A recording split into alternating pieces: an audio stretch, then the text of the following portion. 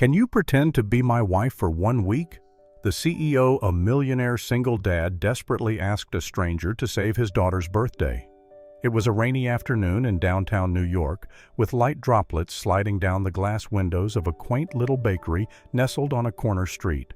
Inside, the inviting smell of warm cinnamon rolls and fresh vanilla filled the air. Sienna Blake, a 25-year-old freelance designer, slipped in through the door just as the rain began to pick up. Sienna had no intention of buying anything. She simply needed a place to wait out the weather and finish some quick client edits on her tablet. Her blonde hair, softly curled and damp from the drizzle, fell past her shoulders as she settled at a corner table by the window. That's when she noticed a little girl dressed in a pink dress with ruffled sleeves, her golden curls tied up in two small pigtails. The child stood alone near the counter, her wide eyes watery and her lips trembling as she clearly searched for someone. Sienna approached, gently crouching beside the girl. "Hey there," she said. "Are you lost?" The girl sniffled and gave a shaky nod. "My daddy was just here," she whispered. "He said to wait, but he's not coming back. Just like Mommy." That last sentence hit Sienna like a punch to the chest. She reached out carefully. "What's your name, sweetheart?" she asked. "Anna," the girl whispered. "Well, Anna." Sienna smiled softly. "Do you want to sit with me until your daddy gets back? We can look out the window and make up stories about people walking by." Anna hesitated, then nodded. Within minutes, the tears had dried, and the two were giggling about a man in a bright yellow raincoat who looked exactly like a banana. Sienna was just mid-story when the bakery door swung open and a tall man in a dark coat rushed in, clearly out of breath. His sharp jawline, dark eyes, and expensive suit made him stand out immediately. "Anna!" he called out. Anna stood up quickly, calling, "Daddy!" Liam Cross exhaled in relief as he walked toward them. "I turned around for 2 seconds and she wandered off," he said, looking more annoyed at himself than anything. "Thank you," he added, nodding at Sienna. "She's okay," Sienna replied, standing up. "She was just scared." Liam gave a stiff nod, scooped Anna into his arms, and exited as quickly as he had come, offering no further words or real eye contact. Sienna sat back down, feeling slightly stunned. 3 days later, there was a knock at Sienna's apartment door. She opened it to find Liam standing in the hallway of her building, still in a suit and holding an umbrella. He looked slightly out of place, as if he didn't belong in this old walk-up with creaky stairs and warm yellow lighting. "I hope you don't mind," he began. "Anna wouldn't stop asking for you, and I couldn't find any contact information. I asked around at the bakery, and one of the staff mentioned your business card on the counter. May I come in?" Sienna blinked. Sure." He stepped inside and she motioned toward her small dining table. "I'll make this quick," Liam said, folding his hands. "It's Anna's birthday next week and she hasn't celebrated since her mother died. I've tried everything. Party planners, child therapists, even actors." Sienna's brows drew together. "Actors." "She refuses to celebrate unless her mother is there. She insists the only person she trusts is you." He paused. "She thinks you're her mom." Sienna paled. "What?" "She told me," he continued, "that you're the one who makes her feel safe." He cleared his throat. "So I need you to pretend to be my wife just for a week for Anna." Sienna stared at him, stunned. "You want me to be your fake wife for a 5-year-old? Liam didn't flinch. "Yes." Sienna stood up, pacing. "This is insane. You don't know me. I don't know you, and this little girl only asked for you." The thought stopped her. Sienna shook her head. "I'm sorry, I can't do that." But just as she opened the door to show him out, Anna's voice echoed in her mind. "Just like Mommy." Then Liam said quietly, "She hasn't slept through the night in months. That day at the bakery, she slept the whole way home." Sienna hesitated. Later that night, she met them again. "All right," she said, looking Liam directly in the eyes. "1 week, that's it. And no one, no neighbors, no assistants, no photographers, gets to think it's real. After that, we go back to being strangers. Understood?" Liam nodded. Understood. But neither of them realized that 1 week could change everything. The wrought iron gates of the Cross estate opened slowly as Sienna's cab pulled into the circular driveway. The mansion before her looked more like a luxury hotel than a home, sleek, cold, and gleaming under the afternoon sun. For all its beauty, it held no warmth. Sienna stepped out with her weekend bag, nerves fluttering. Before she could even knock, the door flew open. "Mommy?" Anna ran out in her pink dress, pigtails bouncing, and threw herself into Sienna's arms. Sienna crouched, hugging her tightly. "Hi, sweetheart," she said softly, still adjusting to being called that name. Liam followed behind, his expression unreadable. "She's been counting down the hours," he said. "I can tell," Sienna replied, brushing Anna's curls back from her face. Inside the house was pristine marble floors, high ceilings, glass chandeliers, beautiful but silent and lifeless. "This way," Liam said, leading her past a curious housekeeper and butler. "I told the staff you've returned from Europe. They've been briefed." "Briefed?" she echoed with a wry smile. "Like I'm on a mission." He allowed a faint smirk. "In a way." As they reached the guest wing, Liam's assistant, Rebecca, sharp-eyed and brisk, appeared. "Mrs. Cross," she greeted, offering a firm handshake. "Welcome back." Sienna took it, masking her discomfort at the title. "I've prepared the rooms," Rebecca continued. "Would you prefer the master suite with Mr. Cross, or a separate one?" The silence stretched. Sienna opened her mouth to speak, but Liam cleared his throat. "Separate is fine." "Very good," Rebecca replied smoothly, though Sienna caught a flicker of suspicion in her eyes. Once alone, Sienna glanced at Liam. "We should work on our backstory," he sighed. Agreed. That evening they sat in the sleek kitchen, going over their fabricated love story, how they met, when they got engaged, why she'd gone abroad. It felt surreal, rehearsing a romance that had never existed. "Favorite memory together?" Liam asked, reading from a list on his phone. Sienna leaned her chin on her hand. "Maybe the time you hired me to lie to everyone you know." He actually laughed. "Fair." They were still practicing when Anna bounded in with a mixing bowl. "Can we make cookies like before?" Liam raised a brow. "We did that."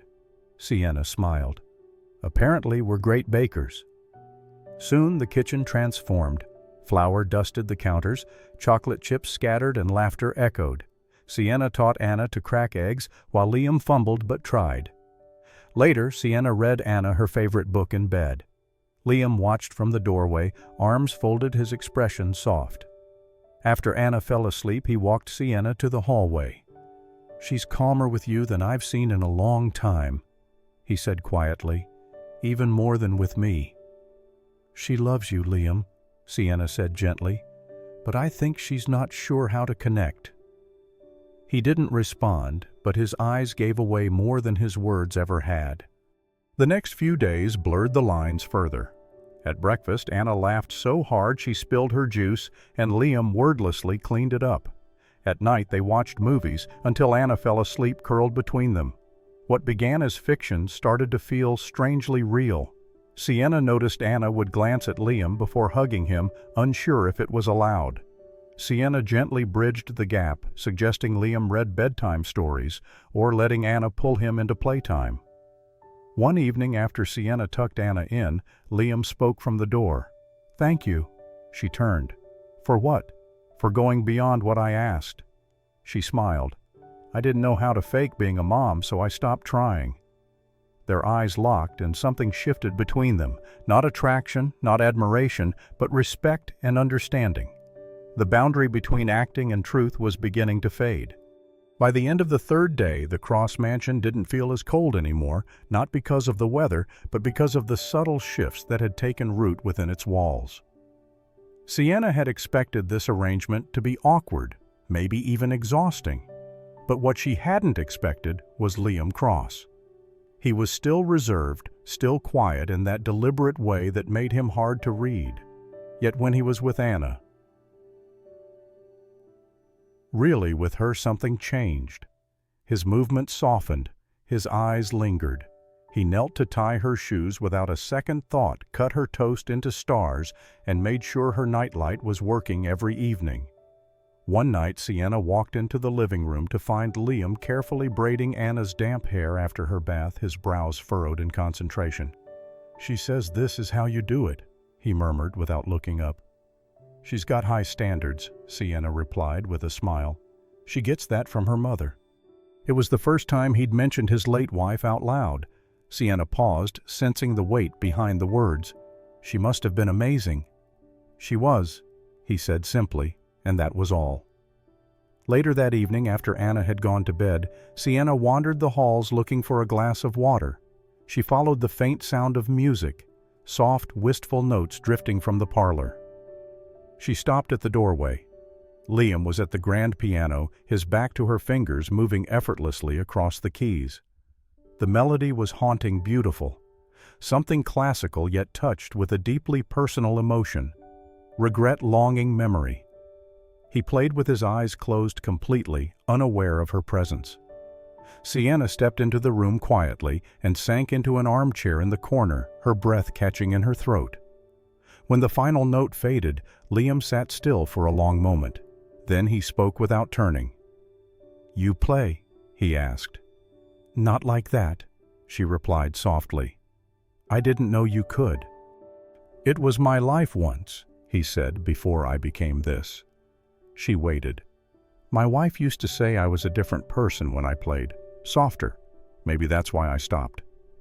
"You haven't lost that softness," Sienna said before she could stop herself. Liam turned, finally meeting her gaze. "You see it?" he asked, almost as if he didn't believe it. "I do." A silence stretched between them, not heavy but charged. Then he stood, walked over and leaned on the back of the chair opposite her. "If this were real," he said suddenly, "if all of this weren't just an arrangement, how would you feel about it?" Sienna blinked. "What if we weren't pretending? If you were really my wife, Anna's mother?" She opened her mouth, but no words came out. Her heart thudded against her ribs. The question wasn't part of the script, not part of the deal. She started, then looked away. "I'd say we're getting off topic." Liam chuckled under his breath, but there was sadness in it.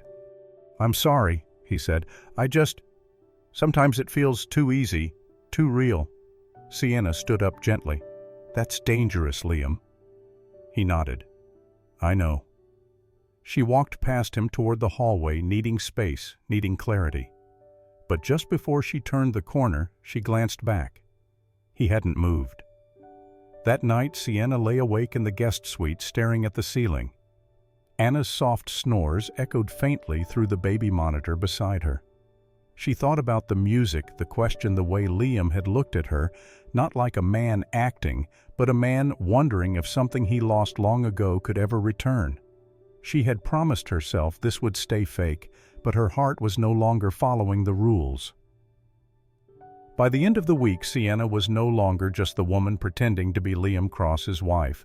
Not in the eyes of neighbors, not in the eyes of the school community, and especially not in the eyes of one 5-year-old girl who now told everyone, "My mommy came back from Europe." Oddly, not even in Sienna's own reflection did she feel like an imposter anymore. Each day, the act blurred further into something softer, less constructed, more real. She woke up earlier just to help Anna with breakfast. She stayed later after bedtime, sipping tea in the kitchen, while Liam worked nearby, in a silence that no longer felt awkward. One evening, they found themselves cooking together without a word of planning. Liam chopped vegetables while Sienna stirred the sauce, their movements syncing as if they'd done it 100 times. Anna danced between them, twirling in her pink dress, declaring it a family dinner night. It should have felt like a performance, but it didn't. At night they talked, really talked about their childhoods, their fears, and the things they used to love before the world got loud and hard. Liam told her about the music he used to write. Sienna told him how her mother had left when she was 12 and how design gave her a sense of control when nothing else made sense. "You make everything feel manageable," he had said quietly one night. "And you surprise me," she'd replied. Neither of them said what that really meant. Then came the charity fundraiser, a school event held at the community garden to raise money for art supplies. Parents' dressed-up tables were lit with fairy lights, and children sold handmade cookies and bookmarks. Liam picked Sienna up from the bedroom hallway, pausing when he saw her in a simple burgundy dress that hugged her waist. Her blonde hair was pinned softly behind her ears, a few loose curls brushing her shoulders. "You look stunning," he said before catching himself. "I mean convincing as my wife." She raised a brow, amused. "Nice save." He offered her his arm. "Shall we, Mrs. Cross?" At the fundraiser, eyes turned as people smiled. Anna introduced Sienna to every classmate as "my real mommy now," and no one questioned it. At one point, a well-dressed couple approached Liam, commenting on his outfit. "Sharp suit," the man said. "My wife picked it," Liam replied with ease, glancing towards Sienna. "She always has better taste." Sienna looked over at him just in time to see the corner of his mouth lift in a private smile. Later, as the event carried on, she stood by a garden bed watching Anna play with chalk on the pavement. Liam came to stand beside her, hands in his pockets, watching the same scene. She felt him looking at her even before he spoke. "When you laugh like that," he said quietly, "I forget what's real and what isn't." Sienna's breath caught. She didn't turn to face him. She couldn't. "Don't say that," she whispered. "Why not? Because this is supposed to be pretend." "But it doesn't feel that way anymore," he said. Sienna looked down at the ring on her left hand, a prop Liam's assistant had picked out meant only for the illusion. But it sat there like it belonged. "I told you from the start," she said. "Only 1 week." "I know." Silence. But in that still moment, as the sun dipped behind the trees and laughter echoed in the distance, neither moved away. They didn't hold hands, didn't kiss, didn't confess, but something had shifted. An invisible line crossed and left behind. What had started as a performance was becoming a story written without a script, and neither of them knew how it would end. The cracks began with a flash, an accidental photo snapped by a passing paparazzo outside the community fundraiser. The image wasn't remarkable at first, Liam and Sienna laughing, walking side by side, Anna swinging between them, her pink dress flying. But the next day things shifted. A gossip blog released an article titled, "Is Liam Cross's New Wife Just a Well-Planned Illusion?" It was filled with vague suspicions and anonymous sources, but one detail stood out. An image of a document blurry, yet unmistakably showing Sienna's real last name, Blake. It had been captured unknowingly when Sienna opened her bag during the event, a sliver of her ID exposed to the camera's lens. The internet did the rest. By afternoon, forums were flooded with speculation that Liam Cross had hired a woman to play his wife. Some said it was a PR move. Others believed it was a cover for a secret scandal. Then it got personal. A woman named Monica Vale, now a senior PR executive at a rival tech firm, posted a thinly veiled anonymous tip about Sienna. She had known Sienna briefly from college, just enough to piece together truths and twist them into headlines. It's not love, it's leverage. She was struggling financially before this. Wouldn't be the first time someone pretty tried to climb her way up. The story spread like wildfire. When Sienna saw her name trending, her breath left her lungs. She stood in Liam's home office holding her phone in disbelief. Across the room, Liam read the same news from his laptop, his jaw tight, his eyes stormy. Sienna was the first to speak. "This is bad. It's going to affect Anna, the company, everything." Liam looked at her. "I can shut this down. I have lawyers, media contacts. It'll pass." "But it won't," she said quietly, "because some of it looks true." "It's not." "It feels true," she replied, her voice cracking. "Liam, I agreed to pretend to be your wife. That's exactly what I am. And now the world knows." They didn't notice Anna standing outside the room until it was too late. Sienna's voice had risen. "We should have stopped before it got this far." Then came a tiny voice. "Why would you stop?" They both froze. Anna stood in the doorway, her small hands balled into fists, her cheeks flushed.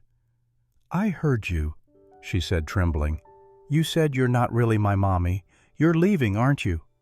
Sienna's knees gave way as she rushed to Anna. "Sweetheart, no, listen." Anna stepped back. "I don't want you to go. You are my mommy." The tears came too fast. Sienna pulled Anna into her arms and held her tight, burying her face into the child's curls. "I didn't mean to hurt you," she whispered, barely able to breathe through her sobs. "I love you so much." Liam stood still, shaken in a way he hadn't been since the day his wife died. He had tried to keep Anna safe, tried to stay guarded.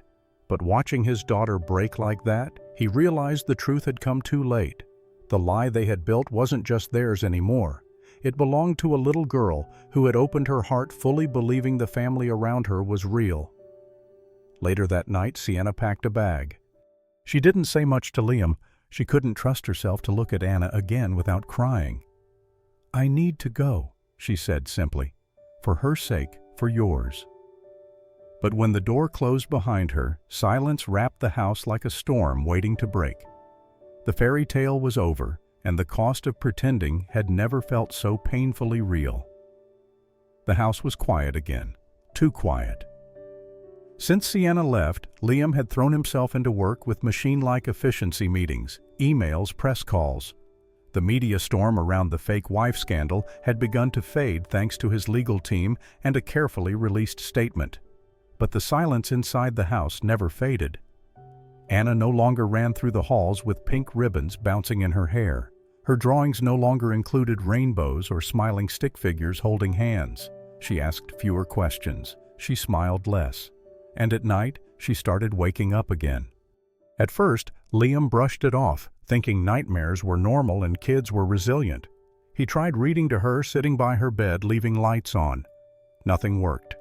Then came the fever. It started subtly with a warm forehead and flushed cheeks. But by midnight, Anna was burning up and shivering under her blankets. She tossed restlessly, mumbling words he could barely understand. "Mommy, Mommy, Sienna." Liam's heart clenched. He pressed a cold cloth to her forehead, held her tiny hand and whispered that he was here, but she kept calling the same name over and over. "Please," she murmured, eyes glassy. "Don't go, Mommy." Something inside Liam broke wide open. He scooped her up into his arms, wrapped her in a blanket, and rushed to the car. The city was drenched in rain headlights reflecting on the slick streets as he drove white-knuckled, gripping the wheel. He did not take her to the hospital. He took her to Sienna. It was past 1 a.m. when he reached her apartment building, rain pounding down as if the sky itself was breaking. Liam got out of the car, Anna cradled against his chest, the blanket soaked in seconds.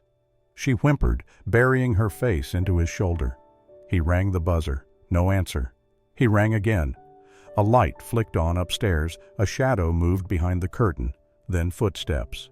The door creaked open. Sienna stood there, her hair messy, wrapped in an oversized sweatshirt. Her eyes widened when she saw them. Liam drenched Anna in his arms, burning with fever. "Sienna, I didn't know where else to go," he said hoarsely. Sienna rushed forward. "Is she?" "She's burning up," he said, his voice tight with emotion. "And she keeps calling your name." Sienna reached out.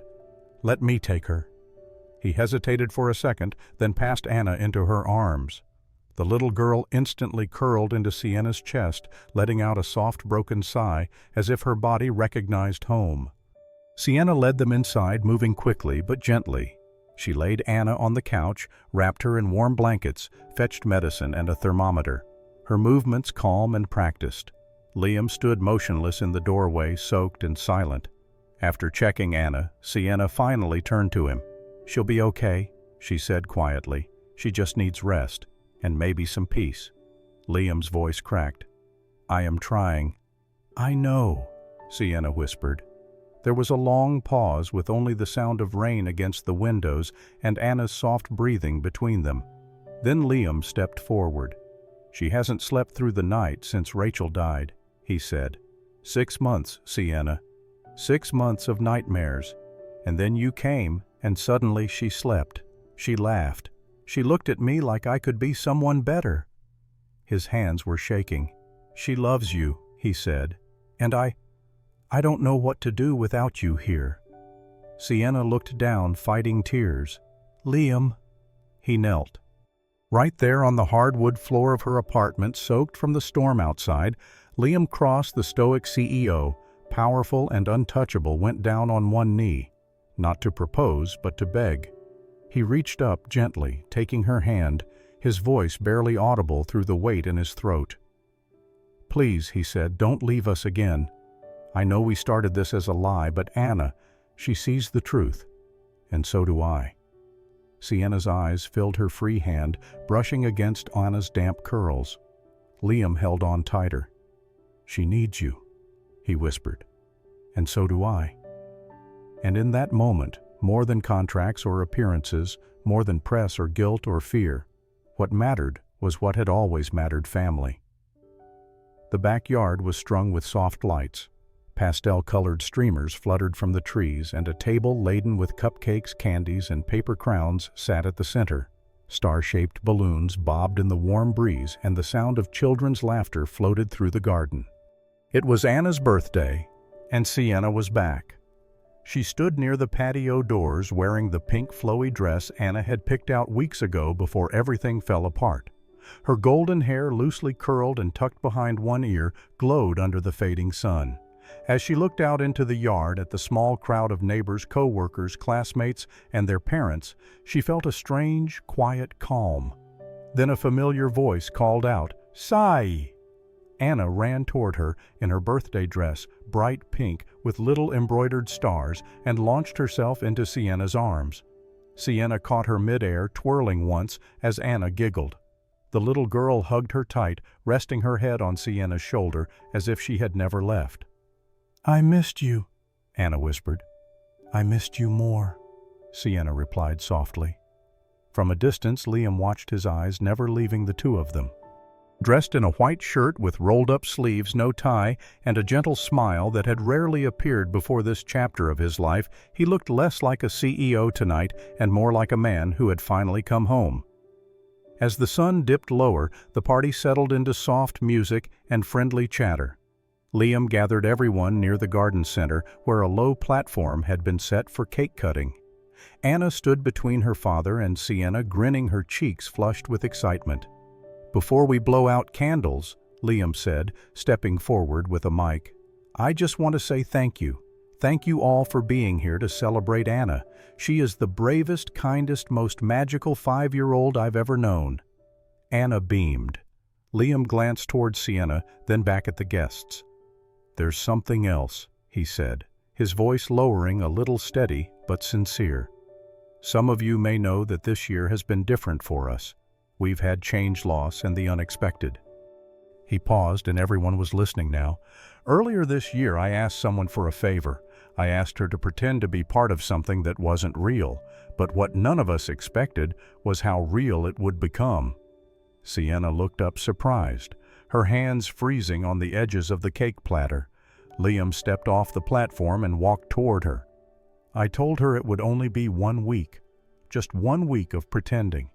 But 1 week wasn't enough." He continued, "Not for me, not for Anna." The guests grew quiet. He stopped in front of her, his gaze steady and open. "Because 1 week wasn't enough for Anna to stop calling you Mommy. And it wasn't enough for me to stop calling you the love of my life." Sienna's breath caught in her chest. Then Anna's voice broke through the hush, high and happy. "She's really my mommy now." Laughter rippled through the crowd, some guests dabbing tears, others clapping gently. Sienna looked down at Anna, who was now bouncing with joy, then back at Liam. Her eyes shimmered. "I was never pretending," she whispered. Liam reached for her hand, intertwining his fingers with hers. "Neither was I." The candles were lit. Anna closed her eyes and made her wish, though in her heart she already had it all. As the flame flickered out and cheers erupted, Sienna leaned in and pressed a soft kiss to Liam's cheek, and this time no one was acting. The garden had never looked more beautiful. Soft white petals floated down from an arch woven with lilies and baby's breath. Rows of wooden chairs lined the path, their ends tied with silk ribbons in pale hues. Twinkling lights wrapped around the trees, casting a golden glow over the small gathering of close friends, family, and neighbors. It was intimate, it was peaceful, and it was exactly what Sienna Blake had once dreamed of and never believed she would have. 1 year had passed since Anna's 5th birthday, and now in the same backyard where it all began, she stood beside Liam Cross, no longer pretending. Anna, now 6, wore a tiny blush or colored dress that swayed with every bounce of her step. She had insisted on being both the flower girl and the maid of honor. With a basket of petals in one hand and a proud smile on her face, she skipped down the aisle, tossing flowers in all directions and giggling as guests laughed gently. Sienna waited under the arch, her blonde hair swept into soft waves that shimmered in the light. Her dress was simple, elegant, with a satin ribbon at the waist, picked by Anna, of course. Then came the sound of a piano, not a recording, not a hired musician. It was Liam. He sat at a white baby grand placed under a tree, playing the melody he had written for her. It was the same melody she had first heard that quiet night when he had played Anna to sleep. Only now it was fuller, richer, with new notes, notes of hope, of healing, of home. When he reached the final chord, he stood, buttoned his jacket, and walked down the aisle to meet the woman who had turned his house into something more than walls and glass. Their vows were not long. Sienna went first. When we met, we made a deal to pretend, but somewhere between bedtime stories and birthday candles, we stopped acting. We became something real. And standing here now, I know that every twist of fate brought me to the only place I was ever meant to be, right beside you. Liam's voice was quiet, steady. You were never part of the plan. And yet somehow you became the best thing I never saw coming. You didn't just love my daughter, you taught me how to love again. You turned a house full of silence into laughter. From day one, you were real to us, and I swear to spend every day proving I was worth that gift. They turned to Anna, who stood between them, her eyes shining. Liam knelt, taking her hand in his. Daddy's never going to let anyone leave you again, not even Mommy Sienna. Anna threw her arms around both of them. I have a real mommy now, she cried. The guests clapped, some with tears in their eyes. As the officiant declared them husband and wife, the three of them walked hand in hand down the aisle. The sun dipped behind the trees, casting everything in a golden glow. Anna, her pink dress fluttering and curls bouncing, twirled, jumped and skipped between them, her laughter echoing like music. No more pretending, just love. Thank you for joining us on this heartfelt journey of love, healing, and second chances. From a rainy bakery to a wedding under golden skies, Sienna, Liam, and Anna showed us the power of unexpected connection. If this story touched you, don't forget to like, comment, and share it with someone who still believes in love's magic. Subscribe to Soul-Stirring Stories and hit the notification bell to support more emotional, meaningful tales. Until next time, love deeply, hope always, and never stop believing in second chances. Soul-Stirring Stories, stories that heal, stories that last.